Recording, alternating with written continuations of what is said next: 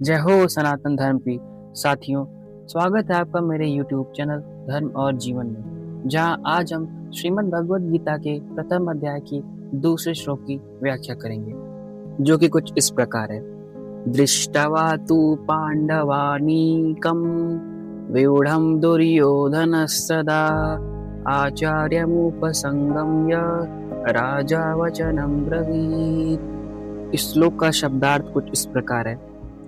तदा अर्थात उस समय, व्यूढ़म अर्थात वज्रव्यूह से खड़ी हुई, पांडवानीकम अर्थात पांडव सेना को, दृष्टवा अर्थात देखकर, तू अर्थात और, आचार्यम अर्थात द्रोणाचार्य के, उपसंगम्य अर्थात पास जाकर, राजा अर्थात राजा, दुर्योधन अर्थात दुर्योधन, वचनम अर्थात वचन, अब्रवीत अर्थात बोला। इस श्लोक का हिंदी अनुवाद।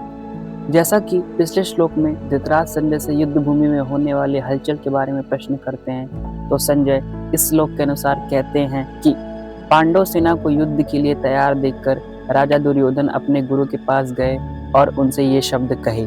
भावार्थ: पांडवों की व्यूढ़म सेना अर्थात वज्रव्यूह से खड़ी सेना से यह पता चलता है कि पांडवों की सेना बड़ी ही सुचारू रूप से और एक भाव से खड़ी थी, अर्थात उनके सैनिकों में मतभेद नहीं थे। परंतु कौरवों की सेना में मतभेद था, क्योंकि दुर्योधन, दुशासन आदि तो युद्ध करना चाहते थे, पर भीष्म, द्रोण, विकर्म आदि युद्ध नहीं करना चाहते थे।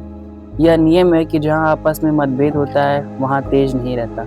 इसलिए कौरव की अपेक्षा कम सेना होने पर भी पांडवों में तेज था। इस तेज का असर दुर्योधन पर भी पड़ा, जिस कारण वह द्रोणाचार्य के पास जाकर नीति गंभीर वचन बोलता है। इस श्लोक में दुर्योधन को राजा करने का तात्पर्य है कि धृतराष्ट्र का सबसे अधिक अपनापन दुर्योधन से ही था। परंपरा अनुसार वह युवराज भी था और राज्य के सभी कार्यों की देखभाल दुर्योधन ही करता था। धृतराष्ट्र बस नाम मात्र के राजा थे। इन सभी कारणों से संजय ने दुर्योधन के लिए राजा शब्द का प्रयोग किया है।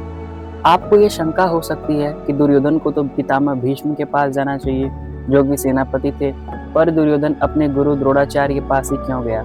इसके कुछ मूल कारण हो सकते हैं, जैसे अपना स्वार्थ सिद्ध करने तथा पांडवों के प्रति द्वेष पैदा करने के लिए, या व्यवहार में गुरु के नाते आदर के लिए। दुर्योधन के मन में यह विश्वास था कि भीष्म जी तो हमारे दादाजी ही हैं, अतः उनके पास न जाऊं तो भी कोई बात नहीं। न जाने से अगर वे नाराज भी हो जाएं तो मैं किसी तरह से उनको राजी कर लूंगा, कारण कि पितामह भीष्म के साथ दुर्योधन का कौटुंबिक संबंध और स्नेह था। तो यह थी भगवद गीता के प्रथम अध्याय के द्वितीय श्लोक की व्याख्या। उम्मीद करता हूँ आपको ये वीडियो अच्छा लगा हो। यदि हाँ, तो चैनल को सब्सक्राइब और इस वीडियो को शेयर जरूर करें। धन्यवाद।